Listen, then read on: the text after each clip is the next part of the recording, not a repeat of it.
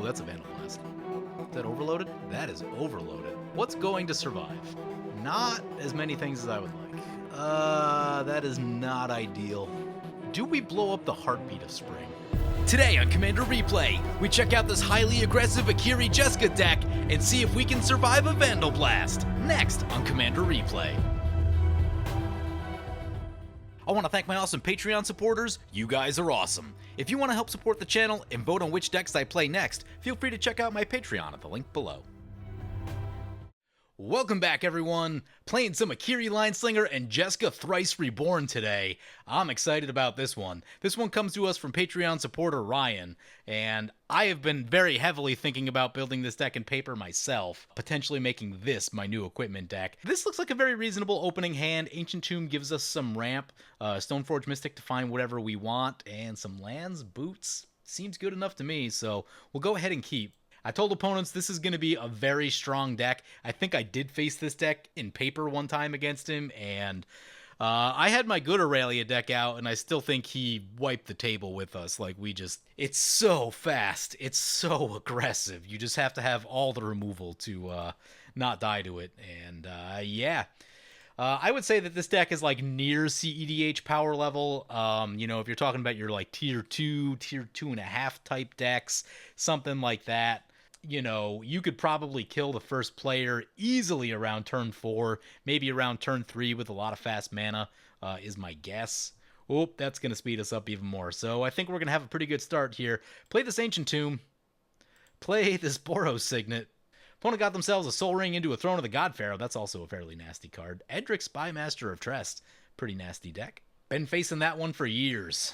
One of the big things is when I was deck building for the longest time, because this deck used to show up in Magic Online a lot. Because like 5 years ago, the way to build that deck was just like a bunch of 1-drops and a ton of counter spells. So you would get exactly one chance to drop a board wipe and have it not get countered, which actually forced me into a lot of the 4-mana board wipes back then. Whereas like now I tend to prefer a lot of the 5-mana ones. And to some degree, it's like helpful to have that like separation for CEDH because, you know, now you're just like, Edric, it's a pretty competitive commander. So, you know, you're definitely going to be bringing your deck with a lower CMC if you're facing one of these. As opposed to, you know, try to run 5-mana board wipes and stuff like that because this thing gets going so unbelievably fast. Just lands for opponent, and they get Edric into play on their turn. Yep. Now, the one thing is, that will get us card draw, and that's a thing that I like. Here's a Mox Diamond. Let me read this one. I don't get to play with this one super often because it's very expensive. Discard a land card. Okay, you gotta make sure you don't confuse that with Chromox. They do the opposite, and if you mess that up, you can have a bad time. So, let us play the Mox Diamond, discarding the Prismatic Vista, play the Arid Mesa, crack the Arid Mesa. Let's get ourselves a plateau. What are we doing right here? Akiri? I think Akiri. Get Akiri. Yeah, we can get boots. We can get Swiftfoot boots, which is a big deal because Shroud is a problem for the Jeska ability, I think. I have to double check the wording on it. But just to be safe, Swiftfoot boots. And what I like here is we're going to get a card draw.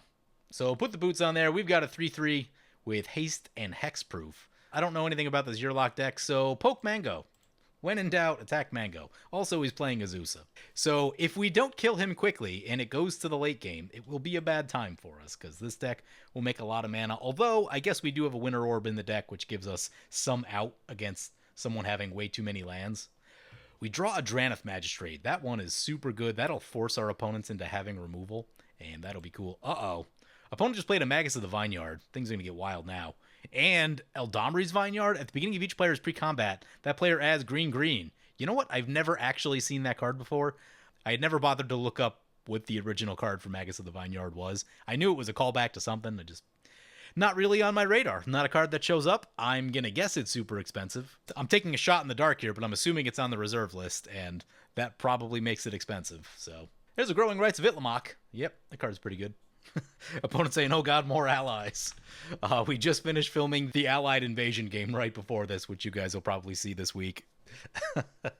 Opponent going on the attack with the Edric. Yep, they've got a Beastmaster Ascension in play. Put a counter on that. Watch out for that. That'll get you killed quickly. Not a lot of creatures yet, but I assume very soon. Very, very soon. Got a lot of mana to their name. They're going to hit. They're going to draw a card. Like, I really want Feast and Famine because of the colors at the table, but I think we need, like, a Fire and Ice or something because of card draw, and probably shooting stuff also is going to be a key element to this game. Knowledge exploitation. Oh boy. Search target opponent's library for an instant or sorcery. You may cast it without paying its mana cost. Yep. Find the biggest card in their deck and cast it? Yeah, some of these Prowl cards are kind of wild. I think there's a Turns Prowl card also. Fairies, man. Fairies were a thing back in the day. I played Standard then. Oh, this one's Rogues specifically, but a lot of the Fairies and Rogues overlapped, so you would see a lot of these. Very strong. Very, very strong. Wish we had that Drannith Magistrate in play. Knock off that type of nonsense. Oh, Decimate! No! Alright, opponent's going to pay the price for that then. There's a Tome of Legends for us. We're not going to be able to do as crazy of things as we wanted to. Makes me sad. We lost Ancient Tomb and Swiftfoot Boots. Opponent lost Eldamri's. Yeah, that was pretty painful. Play this Mountain. Oh, man, that's unfortunate. That's unfortunate. We have 4 mana and 8 mana worth of 2 drops to cast. Tome of Legends is a draw, which I like, but the mana's a little awkward right here. But I don't know, getting counters on there seems like it's probably a good idea. We get a card draw off that, which is kind of cool too. I'm going to go for the Tome of Legends. Getting counters on there feels like a fail-safe kind of thing that I'm digging in this moment. Yeah, maybe we don't draw if we attack the Edric player. Oh, that's what's so frustrating. So frustrating. That being the case, keep attacking Mango. Counter on the Tome of Legends. Edric ability. We draw. It's a land. We have our next land drop. I like that. Let's get the Stoneforge in. Kind of want the Drannith Magistrate also, but I think we need to get a big sexy sword into play to really be doing what we want to be doing. Fire and Ice is pro red, which is a little awkward. Tome of Legends gives us card draw. Edric gives us card draw. Yeah, I think the Feast and Famine then. Ooh, Heartbeat of Spring. Fun. These type of cards, these group hug cards, are very dangerous in a setting like this. We might get blown out here. If Azusa can just go for the biggest thing they have this turn, it's pretty scary. Terastodon? Sandworm Convergence. Creatures with flying can't attack you. Makes a 5/5. Okay. There's a 5/5. That's why we went for the pro-green sword. Tribelder. Opponent leaving mana up. Going on the attack with the Edric. Another counter on the Beastmaster Ascension. Prefer they tapped out, but don't know that that's going to happen. They hit, they draw a card. Don't be the turns one. Counters and extra turns is how a lot of people like to build this deck. Psychosis Crawler is nasty, but it could be worse. It's probably part of a combo, so should probably watch out for that. But gonna get us with the Throne of the God Pharaoh a little bit. Yep. Dispatch is an incredibly helpful card. Excellent. So here's the choices. We can start by playing the land, because I don't think that's going to matter too much. So get that out of the way. But we could attack with this to try and draw an extra card, or we could use to save a mana on the Feast and Famine and remove the ability for it to be countered. And those are both pretty good things. I think I'm going to do that, actually, because there's a lot of risk. I mean, you know, they could have a Swan Song or something over there. Does Swan Song hit artifacts? Swan Song doesn't hit artifacts, but they might have a Force of Will or something stupid like that. There's plenty of free counters now, so I think it just makes sense to do this. We'll use our lands first, since those should untap. Oh, right, all of our lands make double. Oh, my God. Oh, my God. Okay, that being the case, use the Tome of Legends draw card. Forgot about the doubled mana. Generous gift.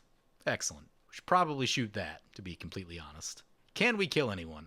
They got a blocker over there. This makes a green elephant? That makes a green elephant. That is hugely relevant. So if we put the sword on it, it would go to 6 power. This, we're going to be 1 short, I think. Can we get boots in somehow? We might be able to get boots in. Let's cast Jeska. Counter on the Tome of Legends. It's going to take our last 2 mana to equip the Feast and Famine. Guess that means we're going at Mango then. That will take him out of the game. Yeah, I think that's what we need to do. Triple the damage on that. Activate this thing. Drop in the Feast and Famine. Equip the Feast and Famine. Mango doesn't think he's the threat. That being the case, we're going to swing at Xeno. And Xeno will die. Actually, maybe they won't. Never mind, we have no commander damage on them. If we could get through the Psychosis Crawler, I'd go that way, but that won't be able to happen until next turn. But we're going to get a bunch of mana back right here, and I'm super excited about that. We draw with the Spymaster. Love that. Untap our lands. There's another land. Opponent goes to 18 commander damage. Don't get hit by it again. Now, I think we drop in the Drannith, and we can sit on Dispatch and Generous Gift as needed. So, Mango's deck is probably, like, just a hair under... Oh, that's a Vandalblast. Is that overloaded? That is overloaded. Okay. What's going to survive? Not as many things as I would like. That is not ideal. Do we blow up the Heartbeat of Spring? I think we do. I think it's going to help everyone else out too much. Yeah, this Vandalblast is going to hurt a lot. It will get rid of the Crawler, though. Gets rid of the Soul Ring, Throne of the God Pharaoh, so... Absolutely crushes what we're doing, but everyone losing some stuff, essentially. There's a Grim Tutor. Yeah, we're in a tough spot now, because now we need to find some evasion. That was a really nasty vandalblast. Yeah, that's kind of how this deck goes, too. It just kind of, it lives and dies by whoever has vandalblast. If they don't, we probably just win in like a turn or two. If they do, then it's a long, hard road back into the game. Garrick's Uprising, yeah, that's a very strong card. This is kind of the poster child of like the new school of cards where it's like, I don't know, if you compare this to like Fervor is the example that I've been using, where this does two things, gives your creatures trample and draws cards. Fervor, a very similar enchantment, only gives your creatures haste. So, you know, if you wanted to keep the red enchantment up to par with this, you need to put card draw on a Fervor, essentially. The issue in doing that is that, like, cards like this really power up the format. Now we're in this era of cards need to do more than one thing to be good quite often. No attacks from the worm. That's cool. Gets a second worm. Yeah, those will be scary. Draws a card. It's all bad. It's all bad. We will likely get overrun by worms at some point. No attacks for the Edric, so we slow down their card draw. That's good. There's a Rayav. Rayav does stuff. Has to be enchanted. We can put boots on it. That's what we can do. So let's do the triple damage thing again on Akiri. Play the Plains. Play Lightning Greaves. Play Rayav. Put Greaves on the Akiri. Swing into Xeno for blowing up all of our stuff. This will probably just force a block with the Elephant. If they don't, they just die and we draw cards, so, you know, that is cool. Oh, wait a sec. Ew, it only does triple damage if it goes to an opponent. That's a big punt. That is a super big punt. Akiri back to the command zone. Well, that did not work out. Boots on the Dranath Magistrate. I might have attacked, yeah, I probably would have sent a second attacker, honestly. Send in the Stoneforge Mystic, try to get a card draw. Silver Skin Armor, gets +1/+1, and is an artifact. Shadow Spear, interesting. It's only turn 5, a lot of game has happened up to this point. We're basically out of cards, opponent's basically out of cards. Mango still has 6, he's got card draw, he's playing green, and the refilling is scary. He can flip over this next turn also. Opponent's going to swing into our Jeska. It is a 4/4 with trample. Yeah, we're just going to have to let it go.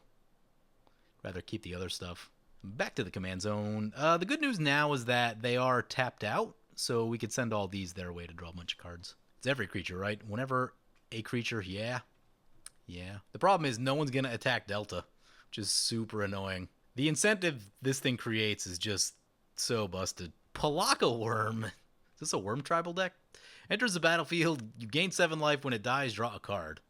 They'll draw a card from it entering the battlefield. They'll flip over their thing. Yeah, Mango's going to have a lot of mana here. Maybe we should have killed Mango when we had the chance. And he's going to send 2 5/5s. Our changes his mind. How about that? He's going to send 1 to our way. 1 is fine. 1 is fine. He asked me not to kill him, so I didn't kill him. Sending both our way would be rude. 2 Edric triggers. We go down to 28. Opponent's at 10. God, imagine if they printed this thing in Boros. Like, we'd be crushing it if we had an Edric. Like, we can draw so many cards, assuming we untap with all this stuff. There's a Mana Crypt. Yep, Sandworm Convergence, and flip the Growing Rites. They are well set up for next turn. I'm guessing, based on what they've been doing, that their hand is full of really big things. That's a Cathedral of War for opponent.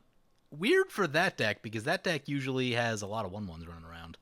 Although maybe they're not doing that. We haven't really seen them, but they do have this Beastmaster Ascension, so I don't know if they're just drawing the weird half of their deck. When I told them we were playing a stronger game, it didn't sound like they had a super strong deck ready to go, so this is probably, you know, so this isn't the most powerful version of Edric that they could be running. Rex Sage, that's thankfully not going to be one of our things. Sandworm Convergence is probably a pretty high target right here.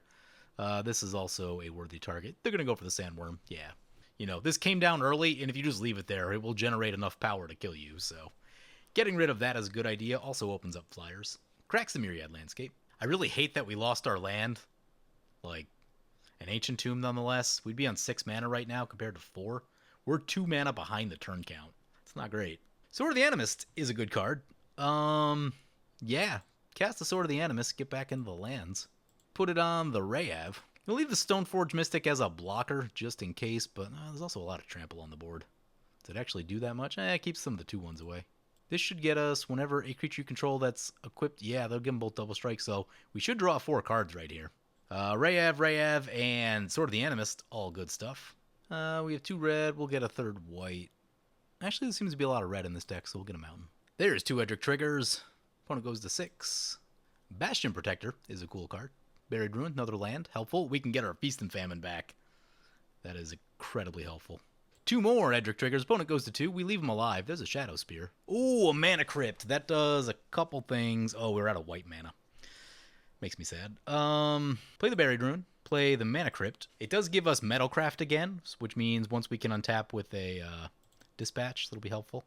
Play the Shadow Spear. Equip the Shadow Spear to the Stoneforge Mystic, just because it's probably going to be on blocking duty.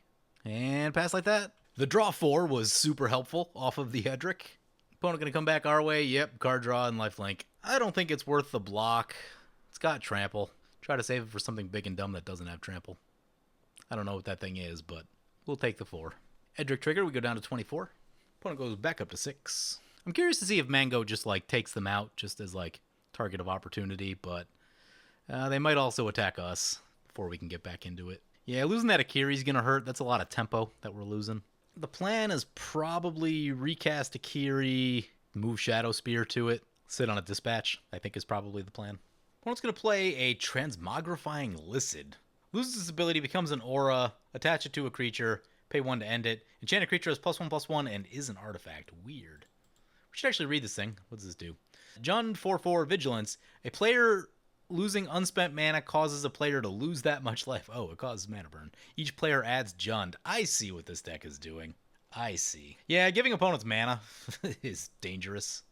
Super, super dangerous. There's a Momentous Fall. Opponent's going to draw for that, gain life, and then draw for the Palaka Worm dying. Yeah, there's the card draw. They have a lot of mana now. It's not great. Up to 13 cards. No max hand size. Oh, it's a Zendikar Resurgent. Here we go. Rampaging Baloths. Draws a card. Landfall. Draw a card. Oh, if we left Akiri alive, we'd have a chance. It's not a great chance, but a chance. 14 green mana, no big deal. Rampant Growth. Uprising, Landfall. Rishkar's Expertise, of course. Should have killed him.